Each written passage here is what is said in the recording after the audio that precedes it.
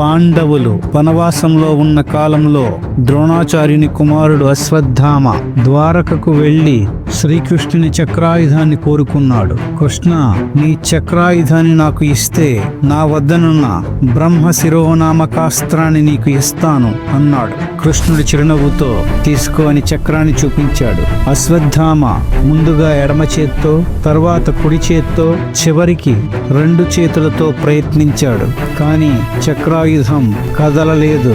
శ్రీకృష్ణుడు అంటాడు, అశ్వత్థామ, ఈ చక్ర ప్రభావంతో దేవదానవులు, గంధర్వులు ఎవరూ నాకు సాటిరారు. ఈ చక్రాన్ని నా అన్న బలభద్రుడు అడగలేదు, నా కుమారులు అడగలేదు, నా ప్రాణ సమానుడు అర్జునుడు కూడా దీన్ని అడగలేదు. అలాంటిది ఈ చక్రాయుధాన్ని నీవు అడగవచ్చునా?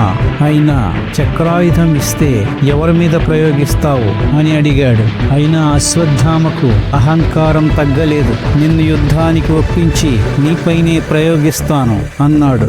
ఈ చక్రం లేకపోయినా సరే కురుక్షేత్రంలో నీతోనే నేను యుద్ధం చేస్తాను అంటాడు. అశ్వత్థామ అహంకారానికి నవ్వుకున్న వాసుదేవుడు కురుక్షేత్ర యుద్ధానంతరం అశ్వత్థామ నుదుటిపై ఉన్న మణిని తొలగించి చిరంజీవిగా ఉంటూ చీము నెత్తురు కారుతూ ఉండమని శపించడం ద్వారా అశ్వత్థామకు సరైన శిక్ష విధించాడు.